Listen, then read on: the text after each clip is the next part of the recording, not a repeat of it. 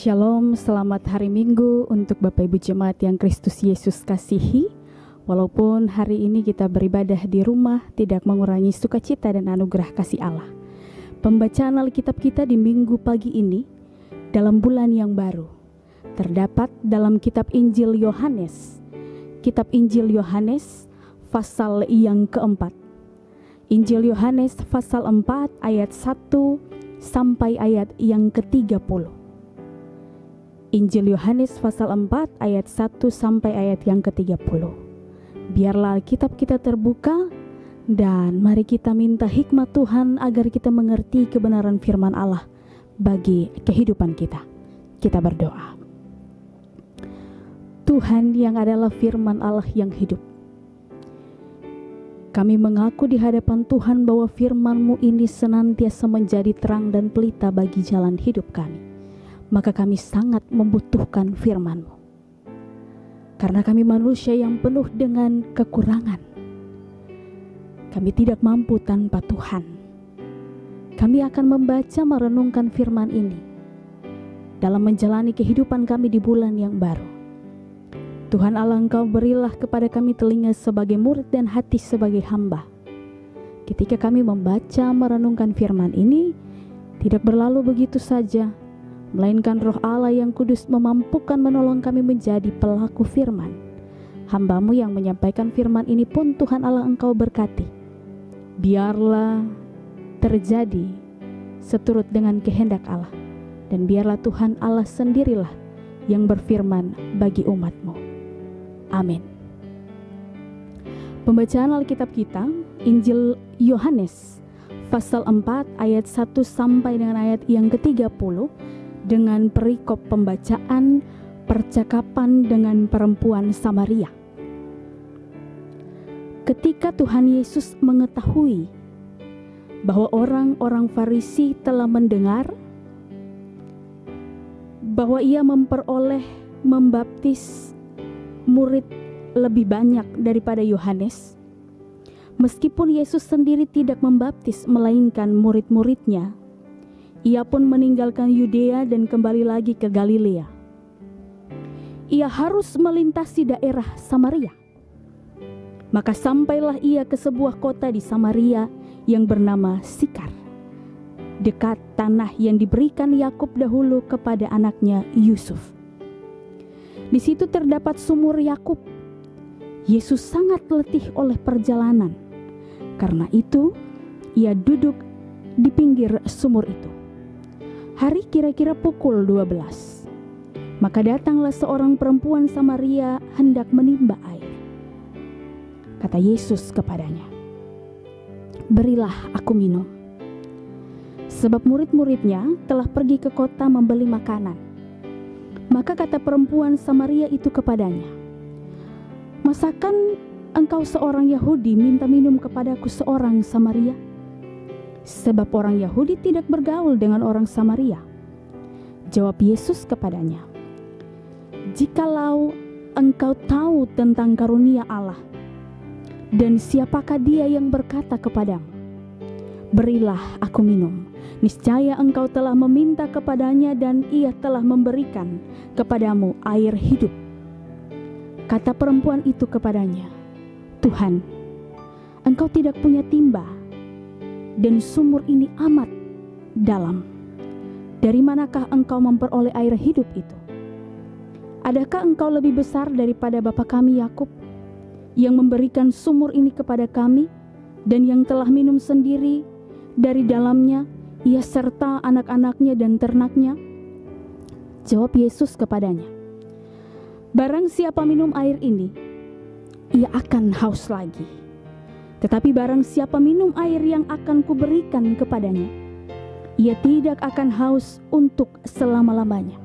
Sebaliknya, air yang akan kuberikan kepadanya akan menjadi mata air di dalam dirinya, yang terus-menerus memancar sampai kepada hidup yang kekal." Kata perempuan itu kepadanya, "Tuhan, berikanlah aku air itu, supaya aku tidak haus dan tidak usah datang lagi ke sini untuk menimba air." Kata Yesus kepadanya, "Pergilah, Panggillah suamimu dan datang ke sini.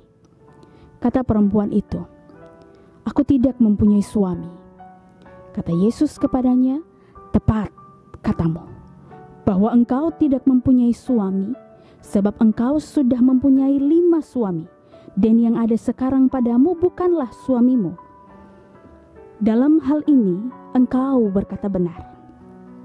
Kata perempuan itu kepadanya, Tuhan, nyata sekarang padaku bahwa engkau seorang nabi. Nenek moyang kami menyembah di atas gunung ini, tetapi kamu katakan bahwa Yerusalemlah tempat orang menyembah. Kata Yesus kepadanya, percayalah kepadaku hai perempuan, saatnya akan tiba bahwa kamu akan menyembah Bapa bukan di gunung ini dan bukan juga di Yerusalem. Kamu menyembah apa yang tidak kamu kenal. Kami menyembah apa yang kami kenal. Sebab keselamatan datang dari bangsa Yahudi. Tetapi saatnya akan datang dan sudah tiba sekarang bahwa penyembah-penyembah benar akan menyembah Bapa dalam roh dan kebenaran. Sebab Bapa menghendaki penyembah-penyembah demikian. Allah itu roh dan barang siapa menyembah Dia harus menyembahnya dalam roh dan kebenaran. Jawab perempuan itu kepadanya, aku tahu bahwa Mesias akan datang, yang disebut juga Kristus. Apabila Ia datang, Ia akan memberitakan segala sesuatu kepada kami. Kata Yesus kepadanya, akulah Dia yang sedang berkata-kata dengan engkau. Pada waktu itu datanglah murid-muridnya dan mereka heran bahwa Ia sedang bercakap-cakap dengan seorang perempuan. Tetapi tidak seorang pun yang berkata, apa yang engkau kehendaki? Atau apa yang engkau percakapkan dengan dia? Maka perempuan itu meninggalkan tempatnya di situ, lalu pergi ke kota dan berkata kepada orang-orang yang di situ, mari, lihat, di sana ada seorang yang mengatakan kepadaku segala sesuatu yang telah kuperbuat. Mungkinkah Dia Kristus itu? Maka mereka pun pergi keluar kota, lalu datang kepada Kristus. Sampai demikian jauh pembacaan Alkitab kita. Dikatakan berbahagia setiap orang yang membaca, merenungkan kebenaran firman Allah. Terpujilah Allah. Bapak Ibu jemaat yang Kristus Yesus kasihi, tema perenungan atau tema khotbah kita di minggu pagi ini yang diberikan oleh Gereja Kristen Injili di Tanah Papua, kasih Yesus kepada kaum lemah. Kasih Yesus kepada kaum lemah. Injil Yohanes mencatat dasar dari iman Kristen, yakni pembaharuan atau kelahiran rohani.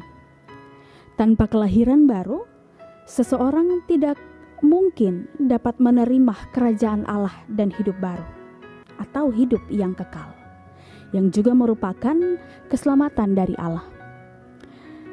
Tujuannya supaya kamu tetap percaya bahwa Yesus adalah Mesias, tapi juga oleh imanmu kamu memperoleh kehidupan dalam Kristus. Perjalanan misi Yesus tidak berfokus di kalangan orang Israel atau hanya kepada bangsa Yahudi saja, melainkan misi pekabaran Yesus adalah multikultural, mencakup seluruh kebudayaan dan kepada semua orang tanpa perbedaan. Salah satu pelayanan Yesus adalah kepada seorang perempuan Samaria. Ini merupakan percakapan yang tidak biasa dalam kebudayaan Israel dengan orang Samaria. Dalam melakukan pekabaran Injilnya, Yesus sering bepergian antara daerah Yudea Bethlehem, wilayah yang di mana Ia dilahirkan, juga Yesus pergi ke Galilea Nazaret. Nah, untuk sampai ke daerah ini, Yesus harus melewati kota Samaria. Kota ini kerap kali dihindari oleh orang Yahudi. Kalau letak geografis kota Samaria sekarang berada pada daerah Palestina Utara. Kalau kita lihat di peta, Samaria dia terletak dekat dengan Irak. Orang Samaria merupakan hasil perkawinan silang antara orang Yahudi dan bangsa lain. Sehingga pada waktu itu mereka tidak dianggap, karena mereka tidak memiliki darah Israel yang murni. Tapi juga ibadah mereka dianggap tidak benar dan tidak dibenarkan, karena mereka dianggap kafir. Karena secara kebudayaan orang Yahudi, perkawinan silang ditolak. Di sisi lain, pandangan orang Samaria kepada orang Yahudi memandang secara negatif. Bapak Ibu jemaat yang Kristus Yesus kasihi, kita lihat dalam pembacaan kita, ayat yang keempat sampai ayat yang ke-9, Yesus mencari orang yang membutuhkannya. Yesus mencari orang yang membutuhkan pertolongannya. Model pendekatan pekabaran Injil yang dipakai Yesus adalah multikultural untuk semua budaya, tapi juga kepada semua orang tanpa batas. Daerah yang tidak pernah dilewati orang Yahudi, namun atas inisiatif Yesus, ia harus melintasi kota itu. Ayat yang keempat katakan ia harus melintasi kota itu. Kata harus merupakan kata perintah yang mengantarkan Yesus pada orang yang membutuhkan pertolongannya. Perempuan Samaria yang berjumpa dengan Yesus bukanlah seorang yang terpandang di daerahnya, bukan juga orang yang terpelajar, melainkan dia seorang yang sering sekali melakukan dosa. Dan secara sosial dalam lingkungannya, dia ditolak, dia dihina oleh orang sebangsanya, tapi juga oleh orang Yahudi. Sehingga kerap kali ia menimba air di sumur pada siang hari untuk menghindari orang sekitarnya. Lalu Yesus mulai percakapan dengan perempuan Samaria itu dengan kalimat, "Berikanlah aku minum." Kalimat ini menandakan sikap kerendahan hati Yesus. Dalam pendekatan ini Yesus tidak datang sebagai seorang yang mengajar. Bahkan dia juga tidak datang sebagai seorang yang mendikte. Melainkan Yesus menempatkan dirinya di bawah, sehingga perempuan itu menjadi heran. Mengapa heran? Karena kebiasaannya orang Yahudi tidak bergaul dengan orang Samaria. Karena Yesus mengetahui hal tersebut, sehingga ia datang sebagai orang yang membutuhkan pertolongan dari perempuan Samaria ini. Ayat 10 sampai ayat yang ke-19 merupakan pemberian kasih karunia lewat air hidup yang Yesus hendak berikan kepada perempuan itu. Dalam percakapan antara Yesus dengan perempuan ini, rupanya perempuan Samaria ini hanya berfokus pada hal yang biasa, yakni pada perbedaan kebangsaan antara dia dengan Yesus sebagai seorang Samaria dan seorang Yahudi, tapi juga fakta bahwa Yesus tidak memiliki timba untuk menimba air. Perempuan ini tidak mengerti dengan air hidup yang hendak Yesus berikan kepadanya, karena dia hanya fokus pada air hidup yang hanya menghilangkan dahaganya saja. Maka terlebih dahulu Yesus menyuruh untuk memanggil suaminya. "Pergilah, panggillah suamimu, lalu kembali ke sini." Hal ini jelas bahwa pemberian kasih karunia Allah tidak hanya diberikan pada perempuan itu saja, melainkan juga pada keluarga, yakni suaminya. Menurut adat Yahudi dan Samaria, suami memiliki peranan yang penting dalam kehidupan keluarga, tapi juga dalam masyarakat terkait dengan pengambilan keputusan. Tetapi seluruh rahasia kehidupan perempuan itu diketahui oleh Yesus yang adalah orang asing baginya. Hal ini membuat perempuan itu menyadari bahwa Yesus adalah nabi. Dalam ayat yang ke-20 sampai 24, bukan saja kekeliruan tentang pengertian air hidup oleh perempuan itu, rupanya paradigma perempuan Samaria itu tentang kehidupan, terutama dalam penyembahan akan Allah, masih keliru. Sehingga Yesus hadir untuk meluruskan pemahamannya. Seseorang profesor Perjanjian Baru, Tenney, dengan tegas menyatakan, jika engkau sungguh ingin mencari kebenaran tentang penyembahan, maka hanya ada dalam relasi antara hatimu dengan Allah. Yesus memulainya dengan mengenal Allah yang benar adalah mengenal Dia di dalam roh dan kebenaran. Artinya Allah itu roh. Allah itu bukan benda yang dapat dibuat dan disembah karena kebenaran adalah Allah. Dan kita juga harus memahami kebenaran itu dalam firman-Nya. Ia hidup. Hal yang dilakukan Yesus bukan saja meluruskan pandangannya tentang Allah, tapi juga mengubah cara pandangnya terhadap dirinya sendiri. Mengapa? Karena dia sering menyendiri. Dia sering mengalami penolakan orang sekitarnya, sehingga membuat perempuan itu menyendiri. Ayat yang ke-25 hingga ayat yang ke-26 memberitakan bahwa Yesus adalah Mesias. Memberitakan Yesus sebagai Mesias. Pada saat itu, Yesus meluruskan pandangan penyembahan yang keliru dari perempuan itu. Tapi Yesus tidak langsung menanamkan konsep Mesias menurut orang Yahudi yang datang sebagai raja. Melainkan Yesus perlahan menyampaikan konsep Mesias yang perempuan itu pahami. Ayat yang ke-25. Ayat ini menyatakan pengakuan akan ketidaktahuan, tapi juga pengakuan yang berisi pengharapan.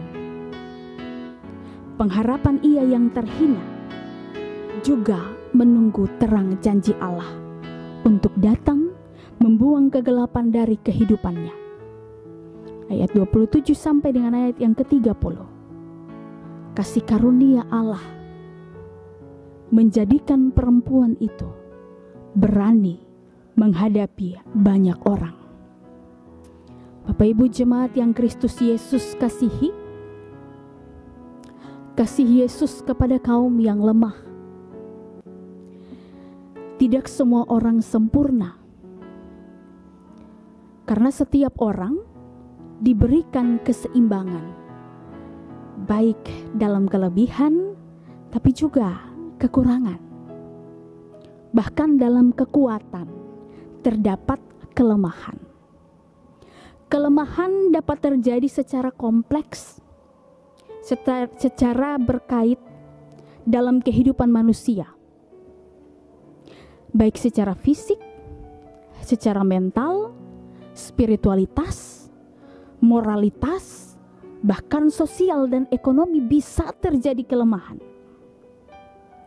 Tanda di mana ketidakberdayaan seseorang dapat terjadi bisa saja karena tekanan.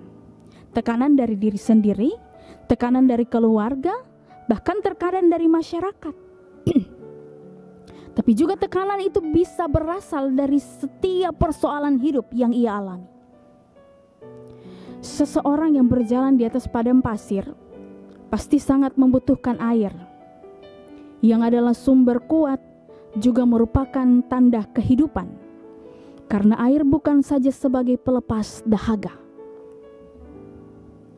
Sama seperti perempuan Samaria dalam bacaan ini, kelemahan secara mental, secara rohani, bahkan moral, tapi juga sosial mempengaruhi dirinya. Dalam pembacaan Alkitab kita di minggu pagi ini, ada 3 poin yang hendak kita pelajari tapi juga harus kita lakukan. Yang pertama, Yesus berjalan dari satu daerah ke daerah lain untuk memberitakan kabar baik kepada mereka yang membutuhkan pertolongan. Apakah model pekabaran Injil yang Yesus pakai masih ada dan masih dipakai oleh gereja saat ini? Ataukah kepentingan pribadi menjadi fokus utama pekabaran Injil saat ini? Ini menjadi perenungan bagi setiap kita yang adalah gereja. Hal yang kedua, kehadiran Yesus bukan menjadi seorang pendikte, tapi juga tidak untuk menghakimi. Melainkan kehadiran Yesus dengan kerendahan hatinya menjadikan ia sahabat dari perempuan Samaria itu, tanpa memandang perbedaan, tanpa batasan apapun. Hal yang ketiga, kasih karunia Allah adalah pemberian yang universal kepada semua orang yang menyembah Allah dalam roh dan kebenaran. Dalam ketiga hal inilah kita harus menjadi gereja yang mampu menyatakan kasih Yesus bagi siapapun dia yang membutuhkan pertolongan tanpa batasan apapun. Suku, ras, agama, status sosial dan sebagainya tidak menjadi pembatasan untuk seorang Kristen mampu melakukan kasih Yesus. Menjadi gereja yang memberikan kekuatan serta penghiburan pada orang yang lemah tanpa menghakimi, melainkan menjadi seorang sahabat baginya. Menjadikan kita gereja yang membagikan kasih karunia Allah yang kita rasakan bagi semua orang. Di tengah-tengah situasi kehidupan dunia zaman sekarang ini. Hari ini, situasi ini membuat orang mementingkan hidupnya masing-masing. Situasi ini boleh merampas segala kebiasaan kita. Tapi jangan menjadikan kita lemah. Karena kasih Yesus lebih besar dari kelemahan kita. Jika di hari ini saya, Bapak Ibu jemaat Tuhan, berada dalam titik yang lemah karena berbagai macam persoalan dan pergumulan hidup, jangan takut. Kelemahan itu bukan tanda kita rapuh. Karena Ia menghendaki saya dan Bapak Ibu memperoleh kasih karunia Allah. Kasih itu menguatkan. Kasih itu juga memberikan pengharapan. Tapi kasih Allah merupakan jaminan keselamatan. Sekalipun engkau kecil di hadapan dunia, kasih Allah menjadikan kita semua besar dan kuat. Maka sembahlah Dia di dalam roh dan kebenaran. Itulah yang menjadi terang kasih Allah, yang mengubah kelemahanmu menjadi kekuatan. Tuhan memberkati kita dengan firman-Nya. Amin. Kita akan masuk dalam doa mendengarkan firman Tuhan. Mari kita bersatu dalam doa, kita berdoa. Tuhan kami yang hidup, kami mengucap syukur karena Tuhan menyertai kehidupan kami. Kami juga mengucap syukur karena kami boleh dikehendaki Allah untuk mendengarkan kebenaran firman Allah di minggu pagi ini dalam bulan yang baru. Memasuki minggu kerja kami yang baru. Biarlah kasih kepada Yesus kami boleh terapkan untuk sesama kami tanpa memandang perbedaan di antara kami. Terlebih kami bersyukur karena penjagaan Tuhan dalam kehidupan kami jemaat GKI Kanaan Perumnas 4. Tapi juga kiranya Roh Allah yang kudus menolong, menjaga, melindungi kami, serta memampukan kami menjadi pelaku firman. Terima kasih untuk firman-Mu ya Tuhan. Demi Kristus firman yang hidup, kami mengucap syukur. Amin.